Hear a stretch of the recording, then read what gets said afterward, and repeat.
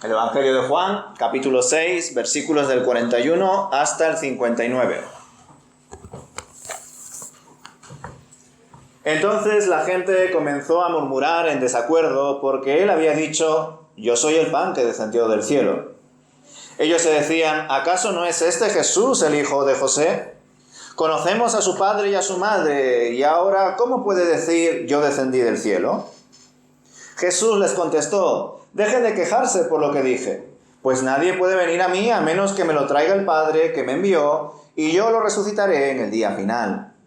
Como dicen las Escrituras, a todos les enseñará Dios. Todos los que escuchan al Padre y aprenden de Él, vienen a mí. No es que alguien haya visto al Padre, solamente yo lo he visto, el que Dios envió. Les digo la verdad, todo el que cree tiene vida eterna. Sí, yo soy el pan de vida. Sus antepasados comieron maná en el desierto, pero todos murieron. Sin embargo, el que coma el pan del cielo nunca morirá. Yo soy el pan vivo que descendió del cielo. Todo el que coma de este pan vivirá para siempre, y este pan que ofreceré para que el mundo viva es mi carne. Entonces la gente comenzó a discutir entre sí sobre lo que él quería decir. ¿Cómo puede este hombre darnos de comer su carne?, se preguntaban. Por eso Jesús volvió a decir: les digo la verdad, a menos que coman la carne del Hijo del Hombre y beban su sangre, no podrán tener vida eterna en ustedes. Pero todo el que coma mi carne y beba mi sangre tendrá vida eterna, y yo lo resucitaré en el día final. Pues mi carne es verdadera comida y mi sangre es verdadera bebida. Todo el que come mi carne y bebe mi sangre permanece en mí y yo en él. Yo vivo gracias al Padre viviente que me envió.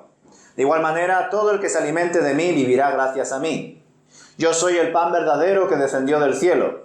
El que coma de este pan no morirá, como les pasó a sus antepasados a pesar de haber comido el maná, sino que vivirá para siempre. Jesús dijo estas cosas mientras enseñaba en la sinagoga de Capernaum. Pues hasta aquí, hermanos, este discurso largo del Señor Jesús en esta sinagoga de Capernaum. Pues bien, tras escuchar la primera parte del discurso que imparte Jesús en esta sinagoga ante los hombres que le habían seguido desde la señal de la multiplicación de los panes y los peces, y seguramente ante los hombres que habitualmente se congregaban en esta sinagoga de Capernaum, leemos a partir del versículo 41 cómo entre ellos murmuraban y confabulaban acerca de la identidad del Señor Jesús. No comprendían cómo este joven rabí podía afirmar que había descendido del cielo, que era el pan dado por Dios. ¿Quién podría descender del cielo si no el propio Dios?, se preguntarían. Y en cuyo caso, si un hombre pudiese descender del cielo, ese sería el profeta Elías, quien fue arrebatado al cielo mediante un carro de fuego con caballos de fuego y envuelto en un torbellino. O quizá el antepasado Enoc, que caminó con Dios y no volvió a aparecer jamás porque también fue arrebatado por el Señor. Pero este hombre llamado Jesús de Nazaret, se preguntarían estos judíos, ¿quién se creía para afirmar que es el pan que descendió del cielo? Y se decían unos a otros, como podemos ver en el versículo 42, ¿acaso este Jesús no es el hijo de José, cuyo padre y madre conocemos? ¿Cómo podía afirmar tal cosa entonces? ¿Cómo podía decir que su origen era celestial, divino? Es decir, estos hombres no daban crédito a lo que estaban escuchando por parte del Señor.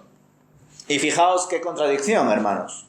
Pues muchos de ellos recibieron con gran aprobación el acto milagroso de la multiplicación de los panes y los peces. Quedaron impactados por las señales. Y por ello fueron en su búsqueda, dejando atrás sus quehaceres cotidianos. Incluso tomaron una barca y fueron al otro lado del mar de Galilea. Estaban dispuestos a recibir más obras que les sorprendiesen y les saciasen, ¿verdad? Pero no estaban muy por la labor para comprender las enseñanzas que compartía el Maestro, menos aún si estas doctrinas no concordaban con sus propios criterios. ¿Y cuántos de nosotros somos así o hemos sido así, verdad? Incluso dentro de las actividades de la iglesia podemos expresar actitudes similares. Yo voy a la iglesia porque me gusta eso de charlar con la gente, saludarla, escuchar la alabanza, saber que se acuerdan de mí o que oran por mí. Pero eso de escuchar la predicación, eso de que me tengan que comentar lo del arrepentimiento, de que tenemos que cambiar cosas de nuestra vida y buscar más de Dios en su palabra y demás, eso no me gusta tanto. O al revés. Yo voy a la iglesia por la palabra. Lo importante es la predicación.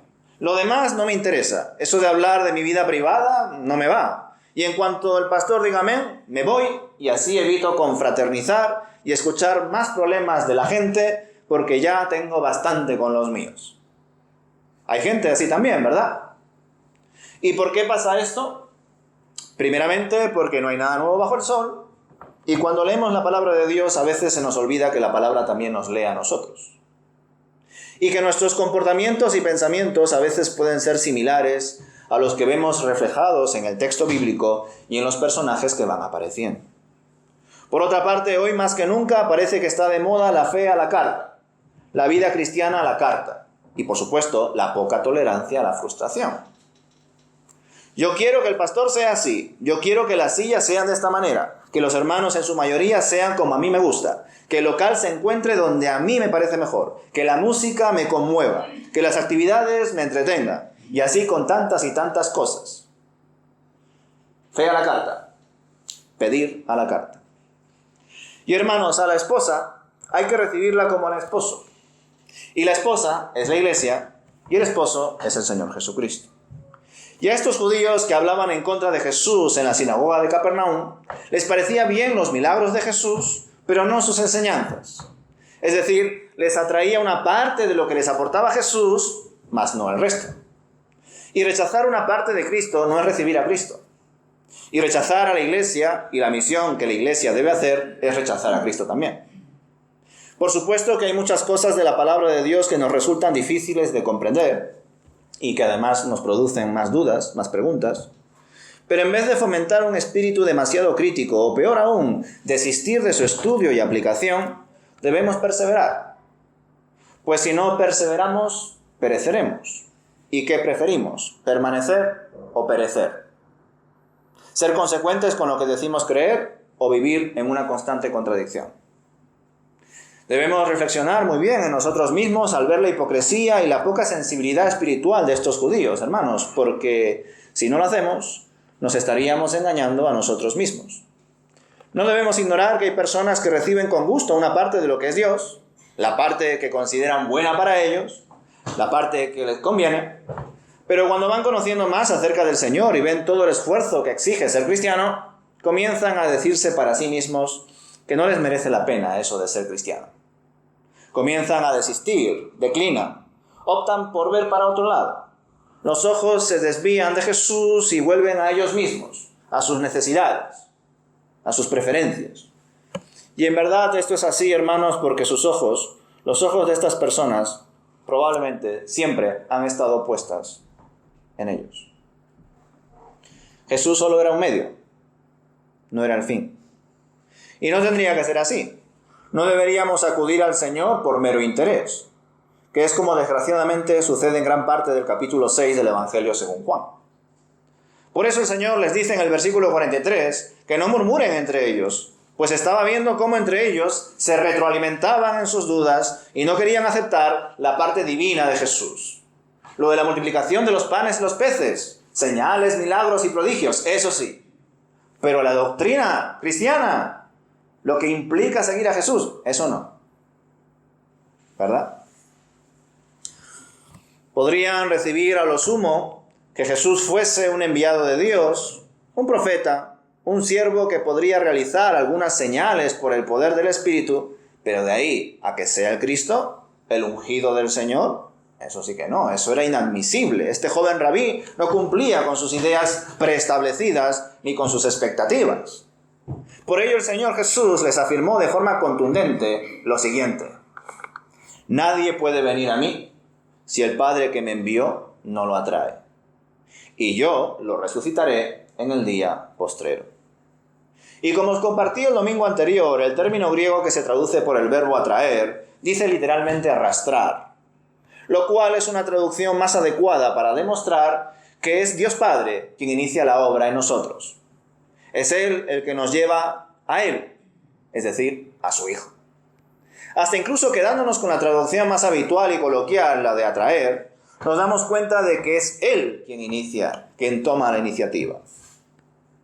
Él es el que empieza, el que realiza la acción de llevarnos a Jesucristo. Y Él, lo que comienza, lo termina. Él, lo que hace, lo hace perfectamente y en el tiempo que el Señor considere. Esa debe ser nuestra confianza. En efecto, a todos le enseñará Dios, pero no todos recibirán esa enseñanza. No todos la escucharán y aprenderán de ella con el fin de ir al Hijo, pues solo irán al Hijo aquellos que sean arrastrados por el Padre. No obstante, todos serán enseñados por Dios, nadie tendrá excusa.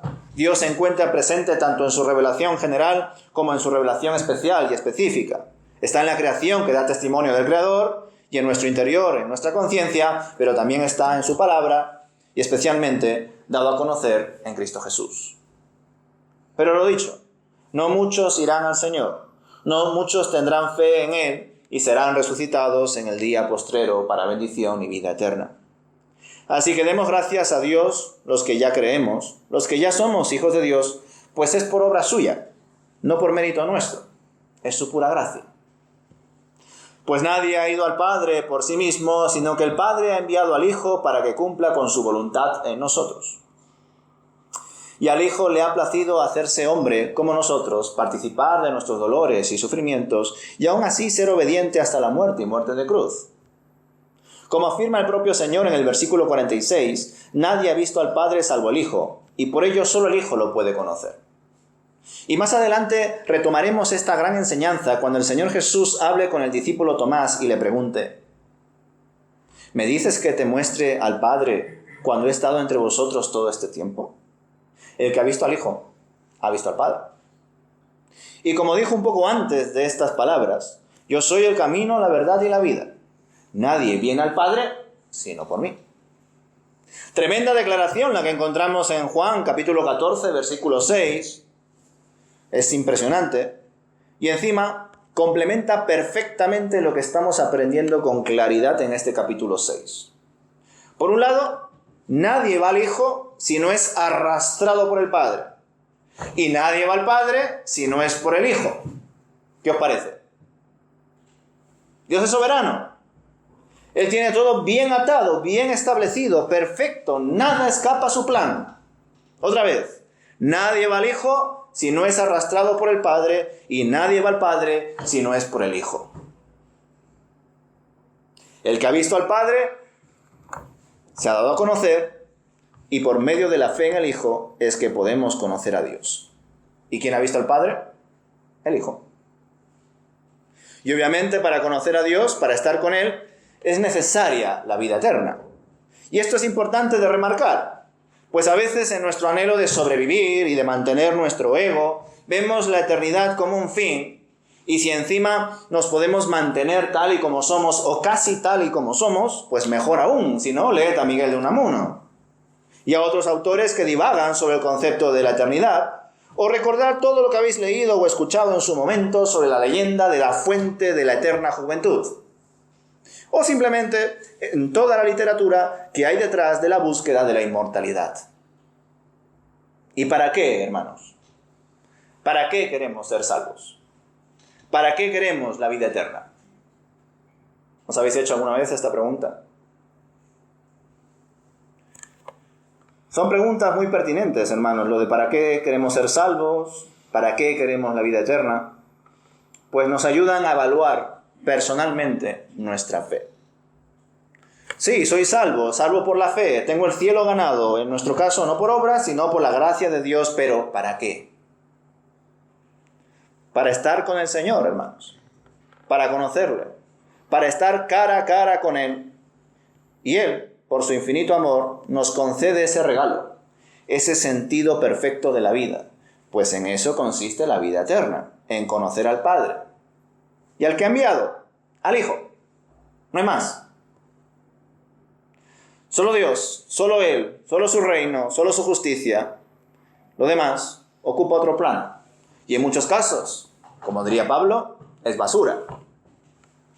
Así que poniendo esta reflexión sobre la mesa, nos debemos de preguntar, ¿de verdad nos satisface decir que creemos en Dios? ¿De verdad hemos entendido que el fin de todo es Él y no nosotros? Ni nuestros planes, ni nuestras expectativas, y que todo esto no es una religión a la carta, donde yo elijo lo que me gusta y lo demás lo desecho, como estos judíos con Jesús, como aparentemente veremos el siguiente domingo algunos discípulos que también dejaron de seguirle. Versículo 48. Él es el pan de la vida.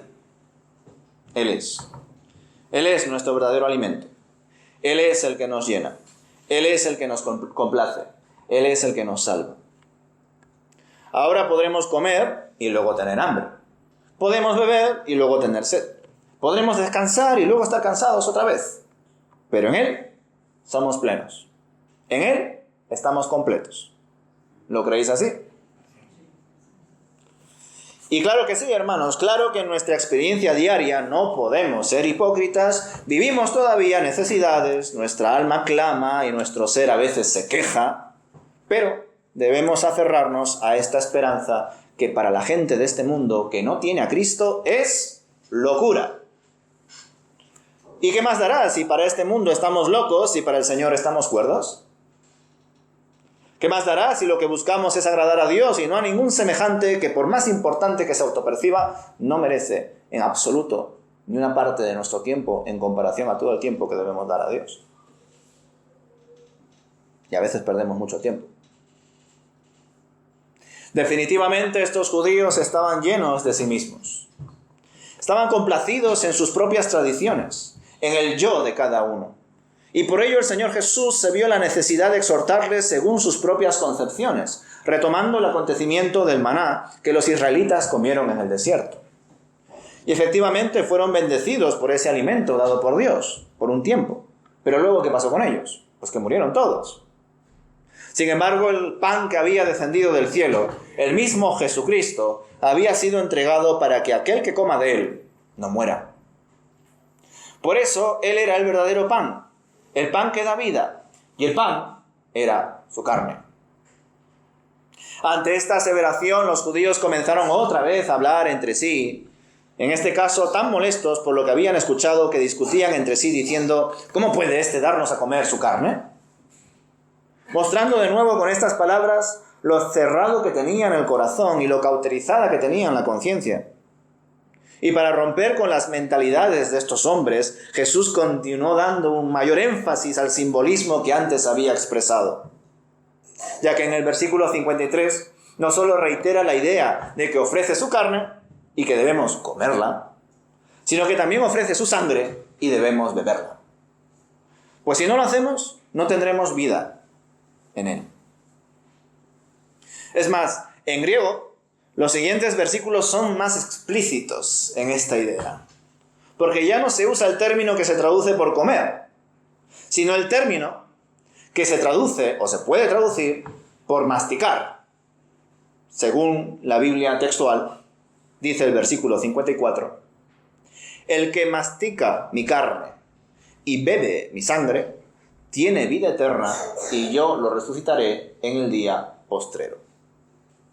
Impresionante, ¿verdad? Si los oyentes judíos ya estarían escandalizados antes, imaginaos con estas palabras, las cuales continúa reiterando el Señor para remarcarlo más todavía. A los que se habían saciado por haber comido panes y peces hasta que sobrase lo suficiente como para llenar 12 cestos, ahora el Señor les estaba diciendo que era necesario masticar su carne y beber su sangre, porque su carne es verdadera comida y su sangre es verdadera bebida. Es decir, lo de antes, la multiplicación de los panes y los peces, solo era una señal. Y ahora, si querían obtener vida y no volver a tener hambre ni sed, debían masticar su carne y beber su sangre, pues solo así podían permanecer en Él y Él en ellos. Fijaos, se está planteando la multiplicación como un aperitivo. Ahora viene el plato principal, soy yo. Esto, en la dureza de corazón, de mentalidad de estos judíos, pues le habrá sonado ¿a qué? A canibalismo, a locura. ¿Qué está diciendo este hombre? Está fuera de sí. Demonio tiene, seguramente alguno habrá pensado, aunque no está escrito, registrado. Fijaos. Y dice ya al final de su discurso, recordad, en la sinagoga de Capernaum, lo siguiente, versículos 57 y 58. Como me envió el Padre viviente y yo vivo del Padre, de igual modo el que me mastica, también él vivirá de mí. Este es el pan que descendió del cielo, no como los padres comieron y murieron. El que mastica este pan vivirá para siempre. Con estas palabras comprobamos que el Señor Jesús empleó un total de 4 veces una expresión que se puede traducir por masticar, lo cual apunta a su pasión, a su sacrificio, a su entrega completa por nosotros, por nuestros pecados. Una entrega al castigo y a la ira de Dios que merecíamos recibir, pero que por su gracia no la recibimos por cuanto Él mismo lo recibió en su carne y derramando también su sangre. De ahí que no sea coincidencia que toda esta enseñanza haya sido otorgada cuando estaba cerca la Pascua. Y fijaos que ese detalle estaba al principio, hace ya no sé cuántos domingos. En Juan capítulo 6, versículo 4. Estaba cerca la Pascua. Y ahí ocurre el acontecimiento de la multiplicación de los panes y los peces, Jesús andando sobre las aguas, la gente buscando a Jesús, y luego esa discusión en medio del discurso de Jesús en la sinagoga de Capernaum. De fondo estaba cerca la Pascua. ¿Y por qué? ¿Por qué pasó todo esto justamente ahí? Bueno, es evidente, ¿no? Porque la Pascua apuntaba a su sacrificio, el cual estaba bastante cerca. Otro símbolo más de su entrega por nosotros. Por supuesto, hermanos, a modo de aplicación, algunos pueden pensar que este texto apunta precisamente a la práctica de la Eucaristía, según la misa de la Iglesia Católica, que considera que al recibir la comunión estás recibiendo la gracia de Dios y en este acto solemne no solo se hace memoria del sacrificio de Cristo, sino que se vuelve a manifestar ese sacrificio en ese momento y de ahí que se llame misa. Pero ese sentido literal no es bíblico. El Señor ha muerto una vez y para siempre, y por su muerte y resurrección nosotros obtenemos vida. Además, los propios católicos son conscientes de que en este momento la Eucaristía todavía no había sido instituida. Ahora bien, dejando a un lado esa posible referencia que quizá alguno pueda haber tenido, ¿por qué dice entonces Jesús eso de que debemos masticar su carne y beber su sangre? Y además insiste una y otra vez. Porque Jesús quería romper precisamente con esa mentalidad que tenían los judíos y que tienen también los católicos y algunos evangélicos de querer controlarlo todo, de querer gestionar las cosas a nuestra manera y que algo dependa de nosotros, que algo esté en nuestras manos. Es por ello que los judíos, que tenían esa mentalidad, estaban interpretando de manera literal una enseñanza que era figurativa. Y este mismo error lo han cometido los católicos, y así lo demuestran constantemente en la celebración de la Eucaristía, bajo una creencia y metodología alejada de la palabra de Dios. Indudablemente, aceptar el sacrificio de Cristo, la entrega de su carne y su sangre, es fundamental para obtener la vida eterna, ya que si no creemos en su muerte y resurrección, en que ambos acontecimientos fueron reales, tangibles, físicos, vana sería nuestra fe. No estaríamos creyendo ni entendiendo el verdadero sacrificio de Jesús. Y ese es el punto, hermanos, que la salvación es por la fe, no por participar en algunas tradiciones o por hacer buenas obras o, como defienden los católicos, por la participación de los sacramentos, sino solo por la fe. Por la fe que el Señor mismo nos ha dado por su gracia. Solo así obtenemos la vida eterna. Y como dije antes, ¿la vida eterna para qué? Para estar con nuestro Dios por siempre. No hay nada más importante que eso. Si hay algo que te llame más la atención que eso, pues no sé qué es lo que hay en tu corazón. Dios, desde luego que sí. Pero cada uno siempre es invitado a examinarse delante del Señor, día a día. Porque a veces nos autoengañamos, incluso a menudo. Así que recibamos con fe la afirmación de que solo el Hijo conoce al Padre y solo Él ha descendido del cielo para que aquellas personas que el Señor ha querido conozcan al Padre por medio del Hijo.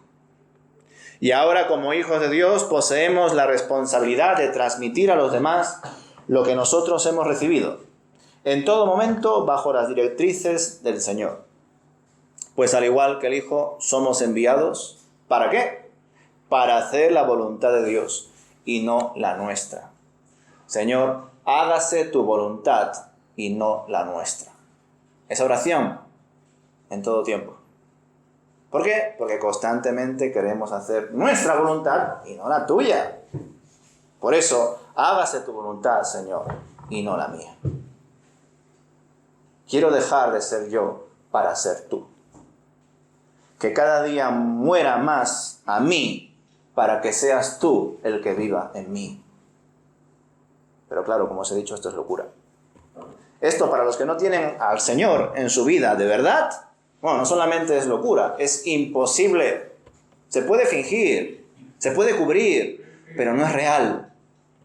Porque el cambio es desde dentro. Y si el cambio lo ha hecho Dios, el cambio de Dios es perfecto. Y por supuesto que hay muchas cosas que limar en nuestra vida, ¿verdad? Dios nos está puliendo en medio de nuestra vida cristiana, cada uno de nosotros. Estamos en proceso, estamos en obras, siempre, todos. Así que por eso, hermanos, debemos de confiar en que Él cumplirá con su santa voluntad, con su perfecto plan en cada uno de nosotros, tanto en sus hijos como en aquellos que no lo son, porque nada escapa al Señor. Así que hemos creído en Dios, hemos sido convertidos por su gracia para hacer su voluntad, no la nuestra. Recordarlo siempre. Debemos de recordarlo siempre. Amén.